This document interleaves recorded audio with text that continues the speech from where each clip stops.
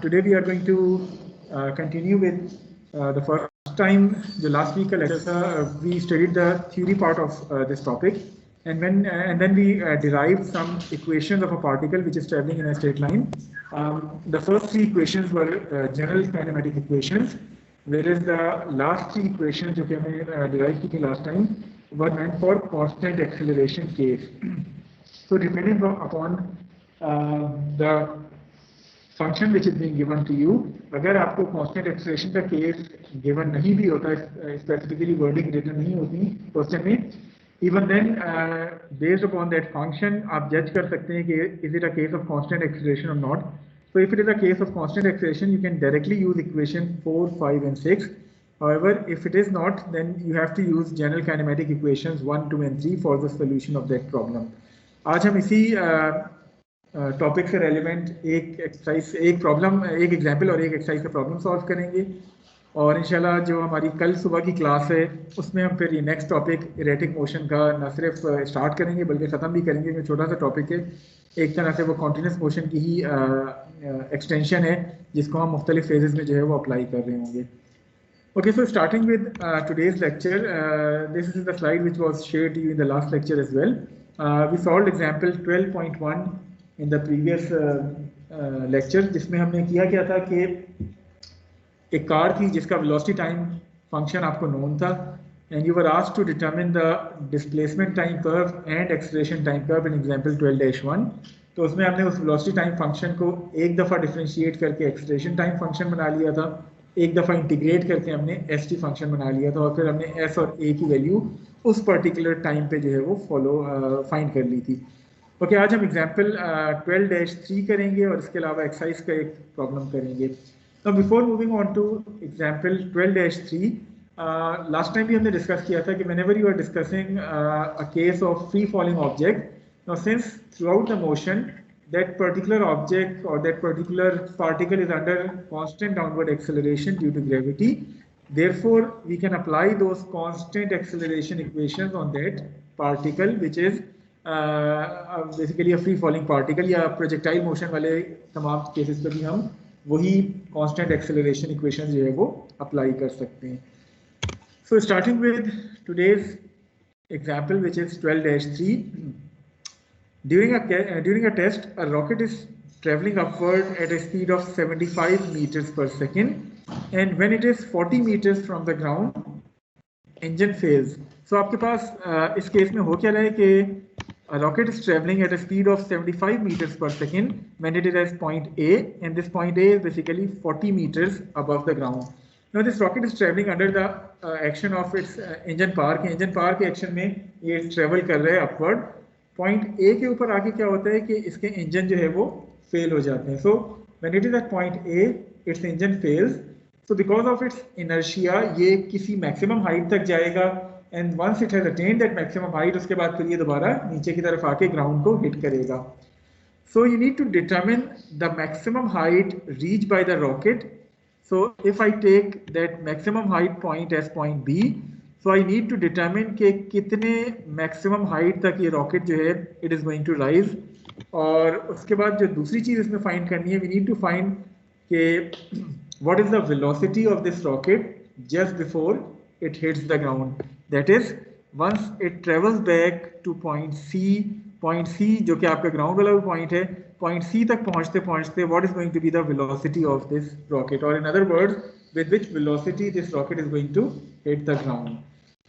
Once it hits the ground, उसके बाद तो फिर सारा दायरा मोशन खत्म हो गया, velocity भी जीरो हो गई और बाकी चीजें भी जीरो हो गई, but you need to determine the velocity of this rocket just before hitting the ground. These are the two things which we need to determine: the maximum height as well as the velocity with which it hits the ground. While in motion, this rocket is subjected to a constant downward acceleration due to gravity. Neglect the effect of air resistance. So we can consider it as a free falling object from point A to point B, and then from point B to point C as well. इससे पहले कि हम इस चीज़ का solution करें, if you remember हमने जो last example की थी, the car was traveling in a straight line motion. उसमें आप जब भी ये काइनेमेटिक इक्वेशंस अप्लाई कर रहे हो, whether they are general kinematic equation और इक्वेशंस ऑफ कांस्टेंट एक्सेलरेशन, आप काइंडली अपनी एक्सिस कन्वेंशन और इक्वेशंस के साथ लाजमी डिफाइन किया करें। वजह क्या है कि ज़रूरी नहीं है कि आप हर दफ़ा कन्वेंशनल एक्सिस ही इस्तेमाल करें, मसलन पॉजिटिव टुवर्ड्स द राइट लें या पॉजिटिव अपवर्ड लें। हो सकता है आप अपने डेटा के हिसाब से पॉजिटिव डाउनवर्ड ले रहे हो या पॉजिटिव टुवर्ड्स द लेफ्ट ले रहे हो, तो हर दफ़ा जब आप इक्वेशंस अप्लाई करें, whether they are the general kinematic equation और equation of constant expression, kindly उन एक्सिस की कन्वेंशन जो है वो साथ साथ डिफाइन कर दिया करें।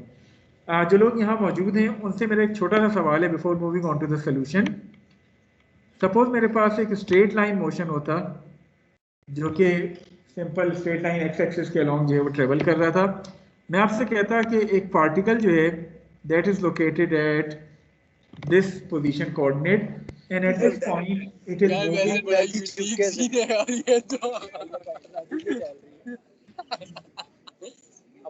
जरा म्यूट कर दें, अदरवाइज मैं यहाँ से तमाम लोगों को म्यूट कर देता हूँ। म्यूट हो गया already automatic.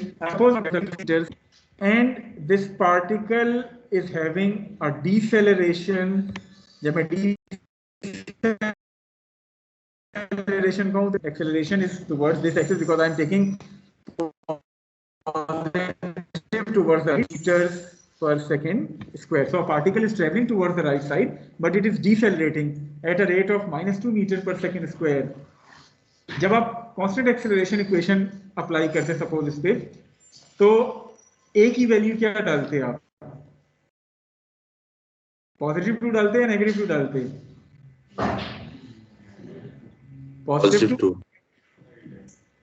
because I am taking positive axis towards the right, and since this acceleration is directed towards the negative axis, so जब आप वैल्यू पुट कर रहे होते ए की तो आप नेगेटिव वैल्यू डाल लेते।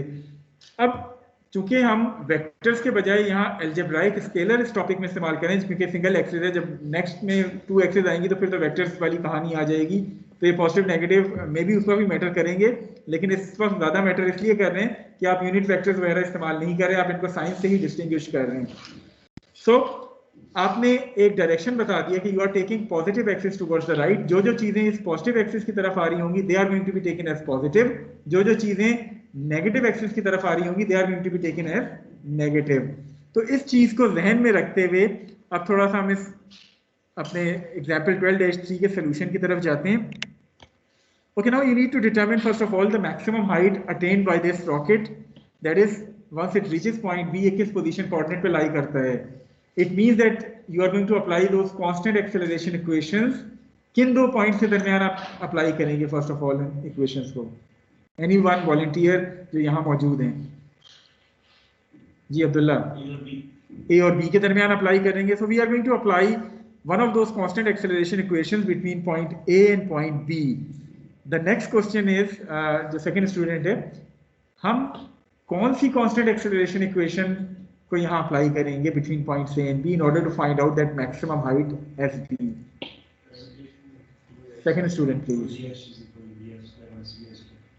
क्यों आपने ये इक्वेशन सेलेक्ट की?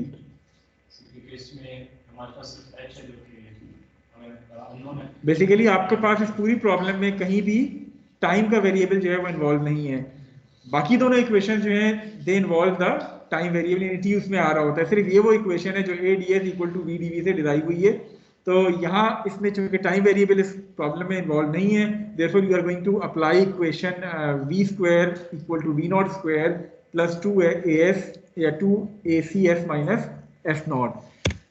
So starting with the solution, I am going to consider the motion of this rocket from point A to point B, and I am going to apply one of those constant acceleration equations, v square is equal to v naught square plus 2ac s minus s0 on this projectile motion. But since I am applying it between points A and B, तो B मेरा final point हो गया, A मेरा initial point है, तो मैंने अपनी ये जो velocity की और S की जो abbreviations हैं उनको उसी हिसाब से modify कर लिए। That equation would become vb square equal to va square plus 2ac sb minus sa। एक चीज जो मैं आपको दोबारा बता रहा हूँ जिसका आपने ख्याल रखना है सोल्यूशन के वक्त, कि I am defining the positive axis in this case to be the axis which is directed upward. So upward को मैं पॉजिटिव डायरेक्शन के तौर पे स्पेसिफाई कर रहा हूँ। इट मीन्स के वो तमाम चीजें जो पॉजिटिव यानी अपवर्ड आ रही हैं उनको मैं पॉजिटिव साइन से रिप्रेजेंट करूंगा, वो तमाम चीजें जो डाउनवर्ड डायरेक्शन में इस प्रॉब्लम में आएंगी उनको मैं नेगेटिव साइन के साथ रिप्रेजेंट करूंगा। अब थोड़ा सा यहाँ गौर से देखें, when this rocket is at the initial point which is point A, it has a velocity of 75 metre per second. So VA की वैल्यू मैंने 75 जो है वो इस इक्वेशन में पुट कर ली है। जहां तक ताल्लुक इस एक्सेलरेशन ड्यू टू ग्रेविटी का है, since I am defining positive axis upward and the value of acceleration due to gravity is towards the ground, हमेशा आपकी एजी यानी जी की जो वैल्यू है that is towards the ground. So upward आप define करें positive axis, acceleration due to gravity downward है, तो what should be the sign of this जी। अब जरा सोचें ना, ये जो आपको मैंने एग्जांपल दी थी कि पार्टिकल 3 मीटर पर सेकंड के साथ पॉजिटिव साइड पे ट्रेवल कर रहे हैं but it is decelerating at -2 metre per second square. अगर आप इस पे वही इक्वेशन अप्लाई करते तो ये क्या हो जाता है, 3 square which is the initial velocity plus 2 into -2 into delta S. ठीक है, तो थोड़ा सा जब आप वर्टिकल की बात आती है तो आप घबराते हैं कि वेलोसिटी इस तरह नहीं, वेक्टर्स की फॉर्म में जब आप बात कर रहे हैं तो वो तमाम vectors that are directed towards the positive side should be represented with a positive sign. वो तमाम values, वो तमाम quantities which are directed towards the negative side should be represented with a negative sign. So coming back to this equation, आपने g की value जो है वो यहाँ नेगेटिव साइन के साथ इंक्लूड कर दी, sb minus sa, since it is already given to you that it is at a position coordinate of 40 meters once the engine fails at point A. So sa की value आपने 40 put की, once you solve it the value of SB comes out to be 327 meter. लेकिन इस case में what is going to be the value of this VB? Why 0?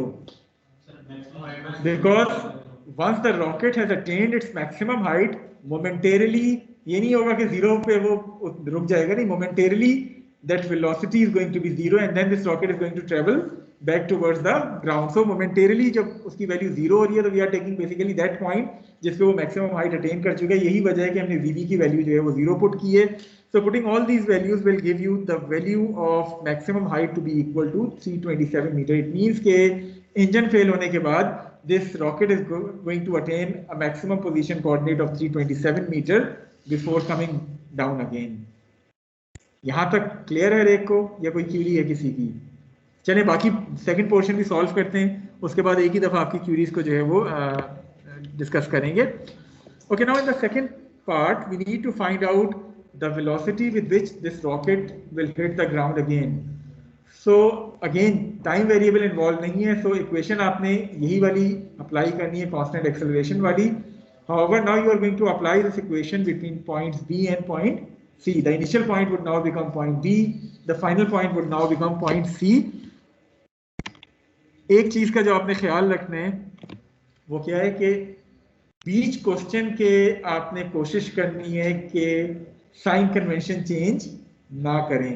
अगर पहले part में आपने पॉजिटिव अपवर्ड डिफाइन किया है तो सेकंड पार्ट में भी पॉजिटिव अपवर्ड ही डिफाइन करें। ये ना हो कि सेकंड पार्ट के लिए आप पॉजिटिव डाउनवर्ड कर दें और फिर ज्यादा कंफ्यूज हो जाए कि किसके साथ मैंने पॉजिटिव लगाना है किसके साथ नेगेटिव लगाना है। तो हमेशा गलती से बचने का आसान तरीका क्या है कि एक दफा साइन कन्वेंशन डिफाइन कर लें जो पूरे क्वेश्चन के ऊपर अप्लाई होती है। So I am taking the same sign convention that is positive upward in second part as well, and I am applying the same equation between points B to point C.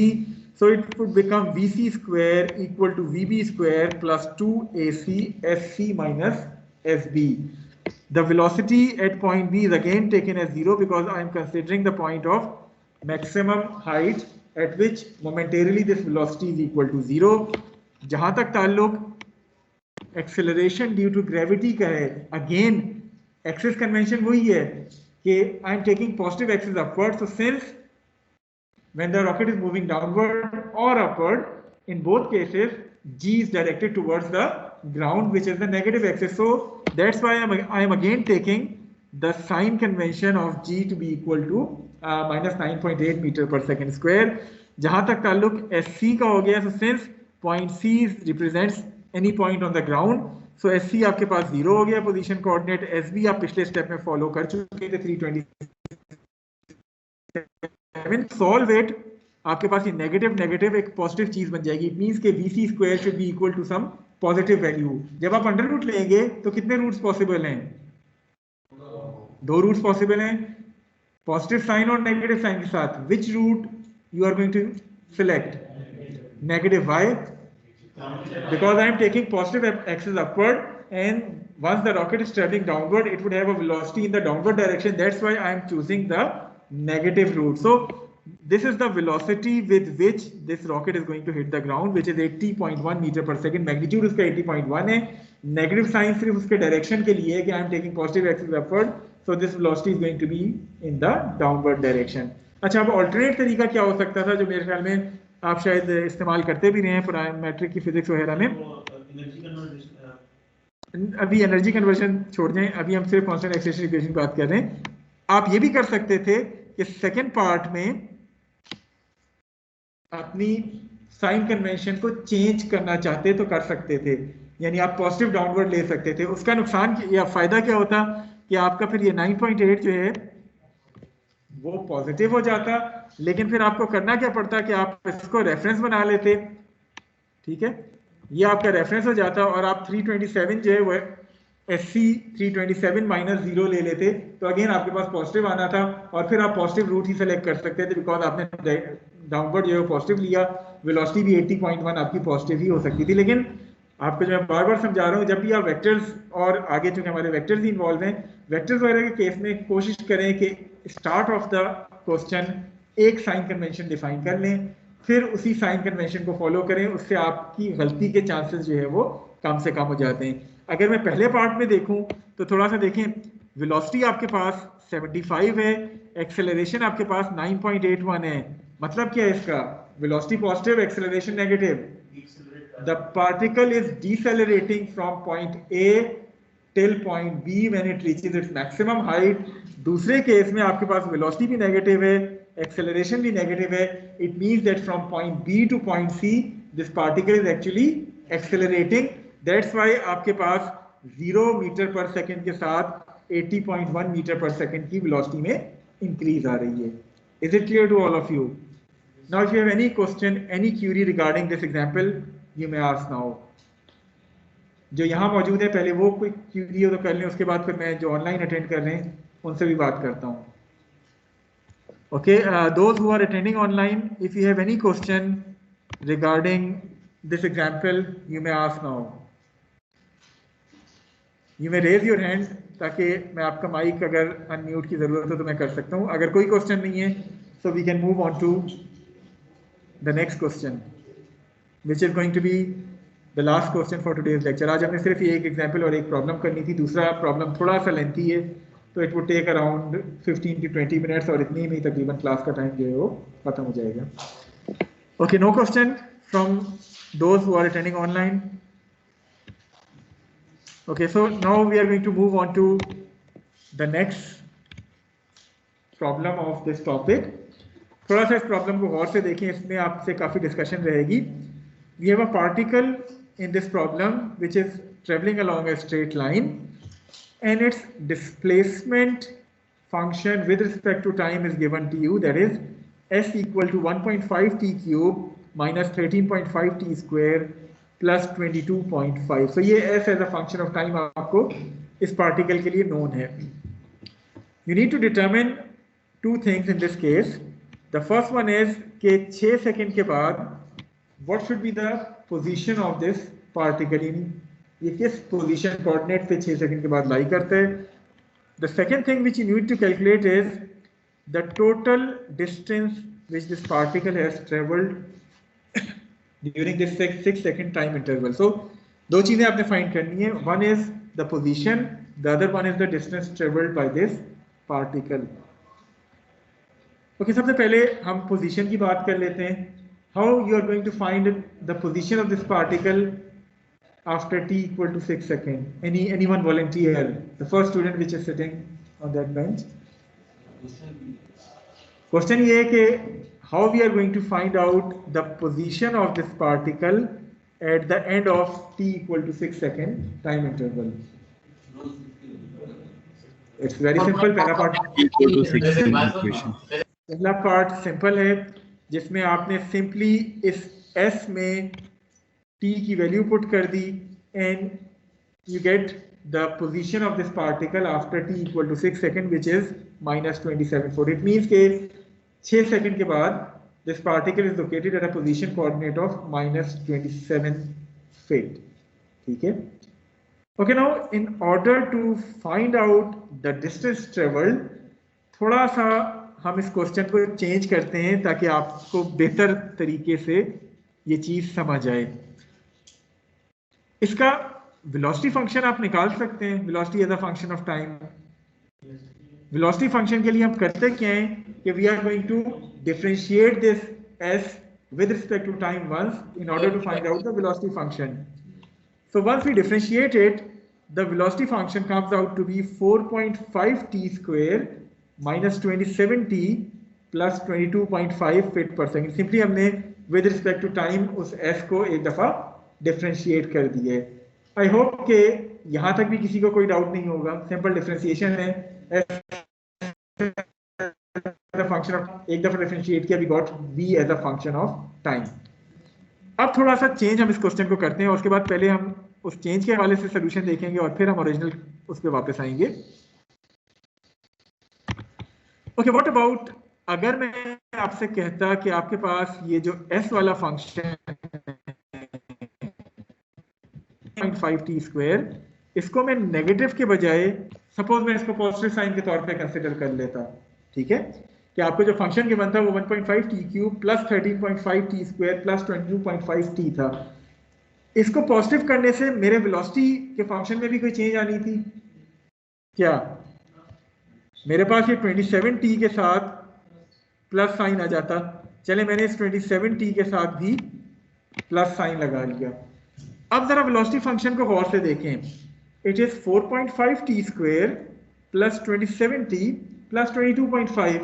It means कि t की मैं कोई भी value डालूं, velocity is going to be positive. In other words, throughout that 6 second time duration, the particle would be traveling only towards one side of this axis, which is the positive side. So for that particular case, आपका s और st एक दूसरे से क्या different होंगे?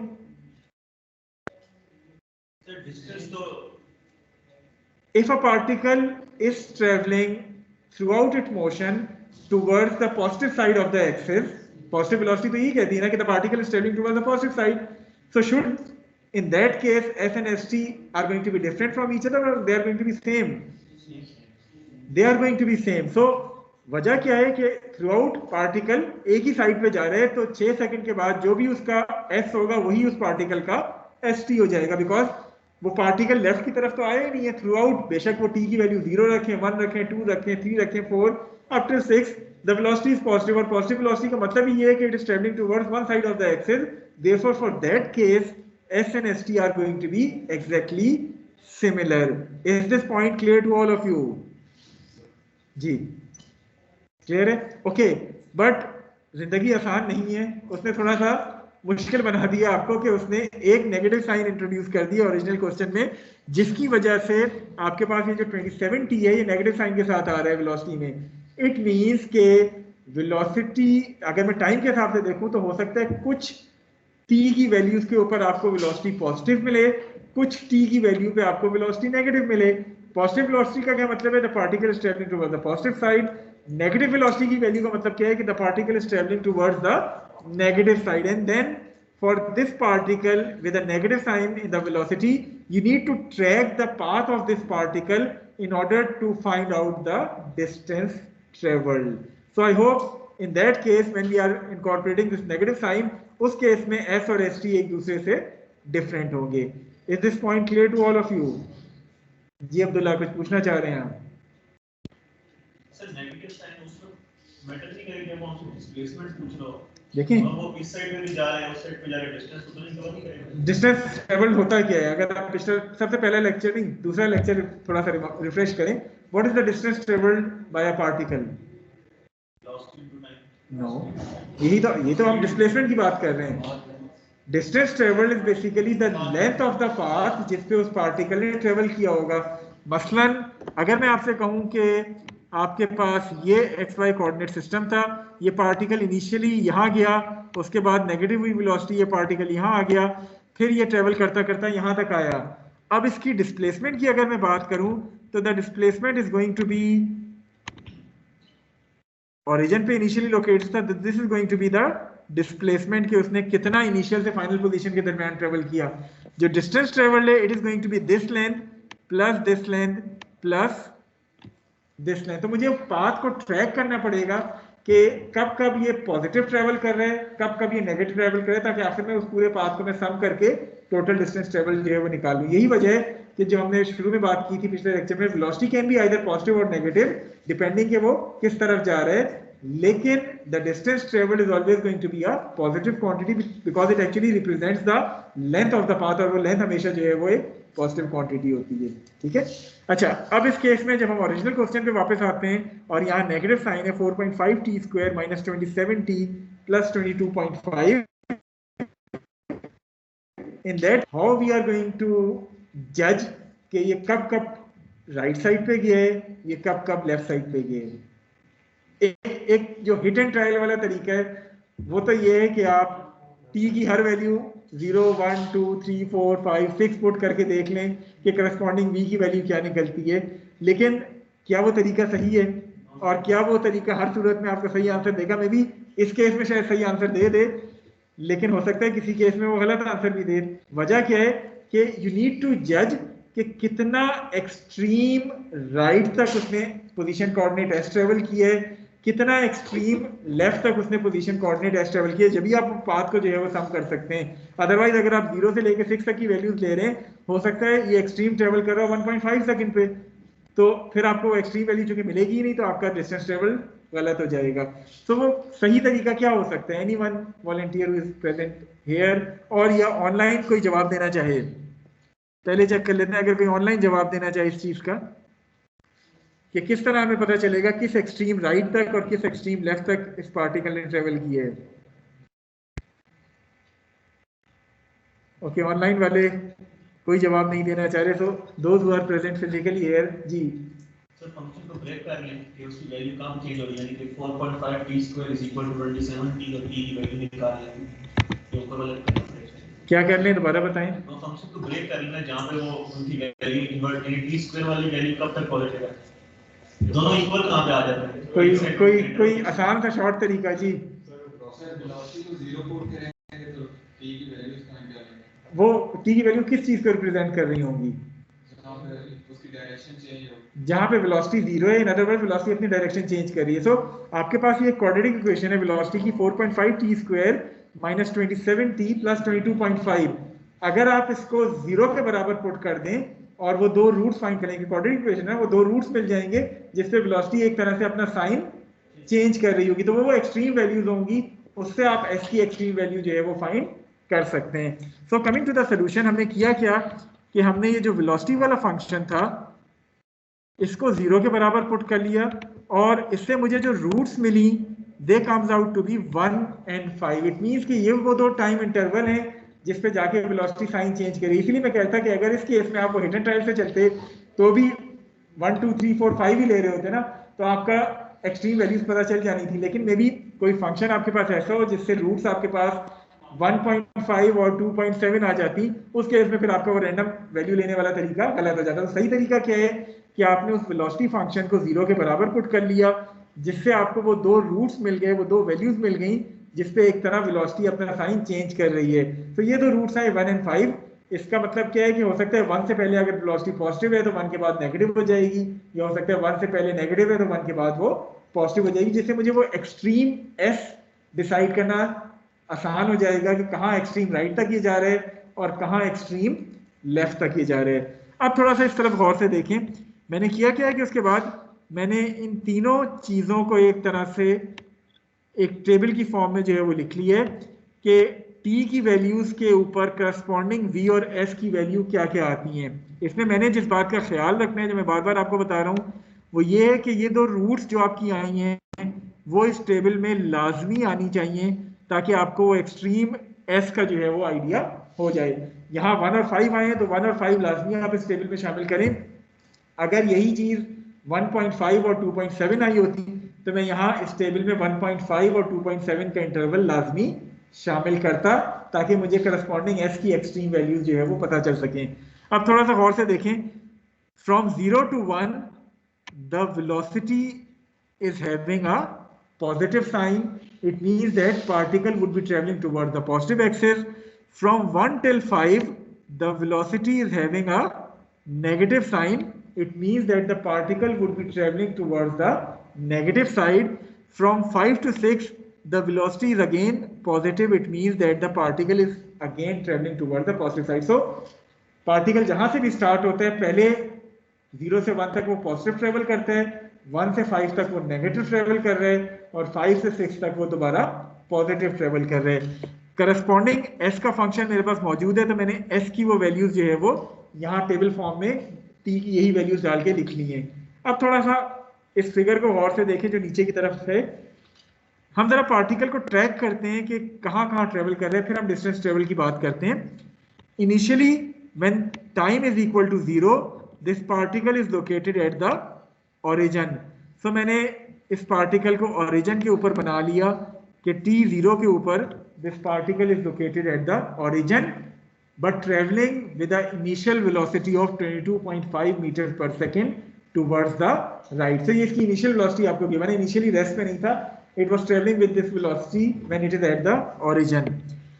जब t equal to 1 हुआ this particle has traveled to a position coordinate of 10.5 second positive side पे। क्यों? क्योंकि यहाँ से यहाँ तक वेलोसिटी पॉजिटिव थी तो मैंने इस पार्टिकल को जो है वो पॉजिटिव साइड के ऊपर ट्रेवल करा दिया from 0 to 1 second up till the position coordinate of 10.5 metres या 10.5 फुट जो भी इसके कोऑर्डिनेट्स हैं। From 1 to 5 this particle the negative velocity, it means that it should be traveling towards the negative side. कितनी extreme left की तरफ जाएगा वो आपके पास ये वैल्यू है जो t equal to 5 पे which is -37.5. so this is the extreme value जिस लेफ्ट एक्सट्रीम पोजीशन तक ये पार्टिकल जो है वो ट्रेवल करेगा up till t equal to 5 जिस पे जाके दोबारा वेलोसिटी 0 हो रही है। From 5 to 6 this particle is traveling with a positive velocity. Positive velocity का क्या मतलब है? वो अपनी करंट पोजीशन से पॉजिटिव साइड पे आ रहे हैं। कहां तक आ रहे हैं? Up till position coordinate of -27 second. So ये पार्टिकल यहां से लेके इस पॉइंट तक आया है जिस पे आपके पास पोजीशन कोऑर्डिनेट जो है वो -27 यानी वेलोसिटी तो पॉजिटिव ही थी लेकिन पोजीशन कोऑर्डिनेट -27 तक उसने ट्रेवल किया है। That is from the current position which is this one two this position इसने ट्रेवल कर लिए 1 सेकंड के दौरान पॉजिटिव वेलोसिटी के साथ जब इसने -27 पोजीशन कोऑर्डिनेट तक ट्रेवल किए। So the total distance travelled by this particle is going to be the sum of this length plus this length plus this length. So ये तीनों लेंथ कितनी बनती हैं अगर हम इनको एक एक करके देखें, these lengths are going to be this length which is 10.5 plus this length which is 10.5 plus this length which is 37.5 plus this length again which is 10.5. So the overall distance traveled by this particle is going to be the sum of these four lengths which comes out to be 69 feet. So अगर हम displacement और distance traveled को distinguish करें so the displacement of this particle from its initial position to the final position is -27. However, the distance traveled is going to be 69 for G. Second student. Sir इसमें अगर velocity 3 बार change होगी यार quadratic equation है तो 3 roots आ सकते हैं। तो अब्दुल्ला का तरीका सही नहीं है। कौन सा? जितनी बार भी वेलोसिटी नहीं और ब्रेक करना तो वही करना। देखें उस तरीके से भी यही आ रहा था लेकिन it all depends upon that particular function. May be ये भी हो सकता है कि कभी आपको रूट्स मिले जो आपको उस टाइम इंटरवल में आते ही ना हो, एक आता हो एक ना आता हो, फिर आप क्या करेंगे? फिर आप सिर्फ एक दफा उसका साइन चेंज करवाएंगे यानी एक दफा वो राइट पे जाके यानी राइट पे जाते जाते एक ही दफा वो लेफ्ट पे आएगा या लेफ्ट पे जाते जाते एक ही दफा वो राइट पे आएगा। ठीक है, -22.5 के साथ होता फिर भी यही होता। क्या चीज? अगर -22.5 के साथ होता मसलन अच्छा, यानी इनिशियली अब माइनस साइन 22.5 के साथ होने का मतलब क्या है? बाकी दोनों प्लस होते हैं, माइनस वो होता है। देखिए वो तो अगेन सिचुएशन रूट, फिर भी आप इसकी सूरत फॉलो, वही ना क्लियर होता है, उसकी वो डायरेक्शन चेंज हो जाती है। हाँ बिल्कुल ऐसी बात है। यानी आपके रूट्स उस सूरत में भी दो ही आने थे, उस सूरत में भी दो ही आने थे, लेकिन उस टी की वैल्यू फिर क्या आती वो डिपेंड करते हैं जी। अगर हम DC फर्स्ट 6 सेकंड्स की बजाय फर्स्ट 10 या 12 सेकंड देखिए तो फिर उसमें ज़्यादा बार वेलोसिटी नहीं, ये किसने कहा? ज़्यादा बार वेलोसिटी 0 होगी, लेकिन हम तो देखो वेलोसिटी जीरो आप जो कह रहे हैं वो क्यों कह रहे हैं? क्योंकि आपके पास जो वेलोसिटी फंक्शन है that is quadratic. Quadratic function का मतलब क्या है कि सिर्फ दो रूट्स उसके आ सकते हैं। तो बेशक आप इसमें 10 सेकंड का भी टाइम इंटरवल ले रहे हैं, 10 सेकंड का अगर आप लेते हैं तो यहाँ जो उसने डायरेक्शन चेंज कर ली है, अब ये थ्रू आउट 5 से लेके 10 सेकंड तक पॉजिटिव साइड पे ही ट्रेवल करेगा, ये दोबारा मजीद चेंज नहीं होगी, क्योंकि आपके रूट्स 1 और 5 आए हैं, 1 और 5 आगे 5 चेंज कर दिया, अब नहीं होगा 10 जो है ऊपर ही जा रहा होगा। हाँ, लेकिन उस सूरत में फिर आपका डिस्प्लेसमेंट भी पॉजिटिव साइड पे आ जाएगी मोस्ट लाइकली, और डिस्टेंस ट्रेवल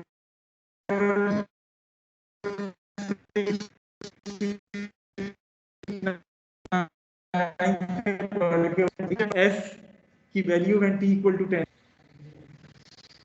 अब्दुल्ला कैलकुलेटर आपके पास मौजूद है? सर आवाज नहीं सही आ रही।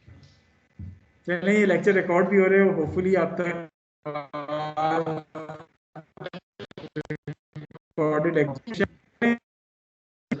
ये जो आखिरी में 10.5 आप कर रहे हैं ना, 37.5 प्लस 3000 कर देंगे तो that distance travelled would comes out to be a bigger quantity. Sign दोबारा चेंज नहीं होगा, throughout 5 to 10 seconds the particle would be traveling towards the positive side. Is it clear to all of you who are present here? Any query regarding any of these terms which have used here?